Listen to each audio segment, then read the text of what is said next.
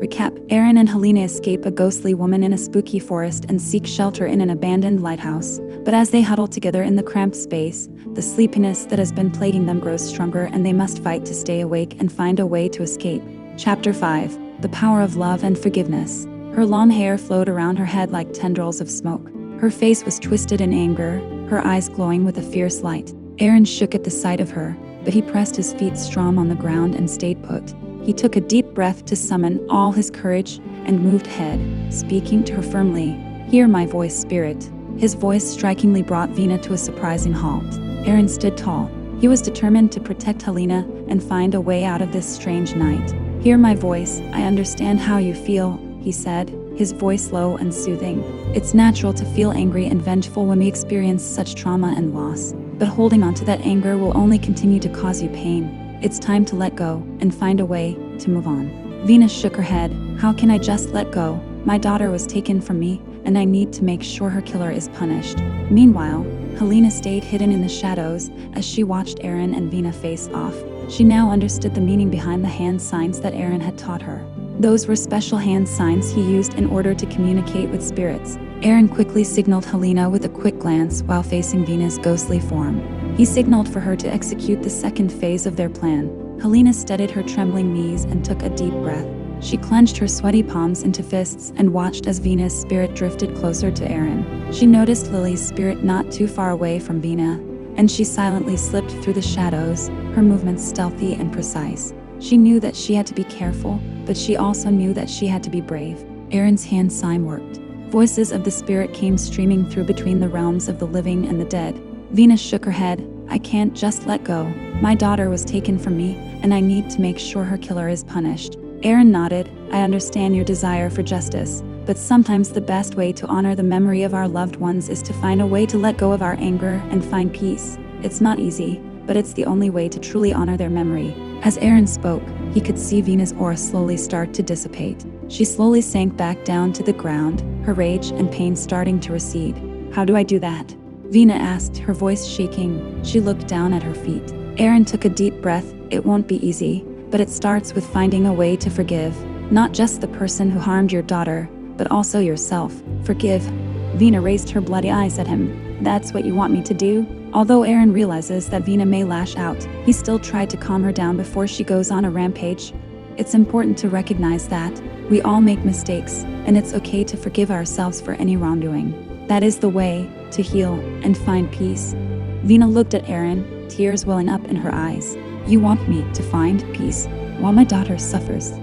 Your daughter is suffering right now because you are a constant reminder of the worst that had happened to her in the past," he said loudly to Vina. Vina shook visibly. "I know, no one deserves a past like that. That is why you need to remind yourself of the good memories. You must think harder." Vina knew that he was right, but she couldn't remind herself anything to help herself.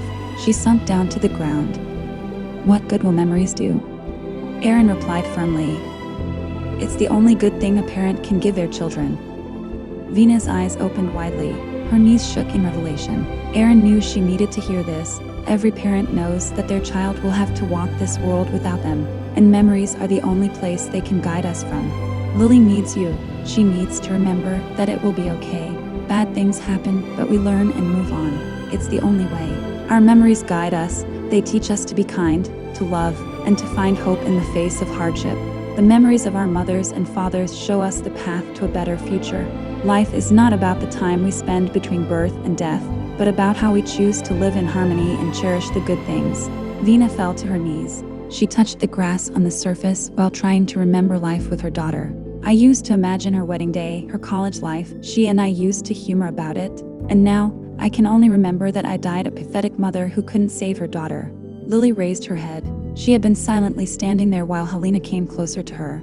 Helena performed the hand signs, and Lily's voice came echoing through it as they had planned. Lily wanted to let her mother know, "You were a good mother, Mom. I remember you." Vina turned in surprise. She heard her daughter's voice after many years. "You used to pack my tiffin. You took me to school. You loved me. You worked every day, but you always picked me up from school. I couldn't remind you how he died. I know who killed us." Vina stood up gratefully after learning that the killer has been found. Her eyes opened wide. "Who was it? Who killed my daughter?" she asked with her fists ready to find and kill. Lily cried and answered with a nervous voice. "It was me, Mom. It was me." Lily cried. Venus shook her knees. "I fell from the cliff. I just wanted to get you those mountain flowers. Dad used to get you those every year, but he was gone. I'm so sorry for being so reckless, Mom. I saw you die because you couldn't bear losing both Dad and me. I couldn't cross over. I was so scared. I saw the doctors cover you in a white sheet and you never got a funeral. And now you've become an angry spirit, all because of me. I'm so sorry, Mom." It was then that Vina realized that Lily's death had been a tragic accident and not a murder as she had thought. And Lily has been blaming herself for it all this time. Lily just wanted to do something special for her mom. She hugged Lily so tight that even the heavens cried. "It's okay, sweetie." She brushed her hands on Lily's head. "It was just an accident. It was not your fault. It's okay." Aaron and Helena knew that it was time to cross over. He summoned the light from the moon to guide them. "May the light guide you to the other side, gentle spirits, and bring you the peace and healing you deserve." Venus' spirit looked at her daughter Lily and whispered her last words. "Don't worry, child. Don't be scared. I will pray to the other side. I will pray to them to have me as your mother again, in the next life. I love you so much, child." Vina closed her teary eyes in silence. A vortex swirled around the spirits, pulling everything closer to its center. The spirits hovered in the air. It was as if 1,000 suns had converged into one. The forest was bathed in an otherworldly glow. Aaron and Helena grabbed onto each other, drawing strength from their connection to keep the vortex of light open until they crossed over. The spirits were enveloped in the glow of the moon's light, finally at peace. Aaron and Helena collapsed against each other, their hearts still racing with a mix of fear and desire. Their phones started pinging with a flood of pending incoming notifications. The air had cleared, and it was time to go.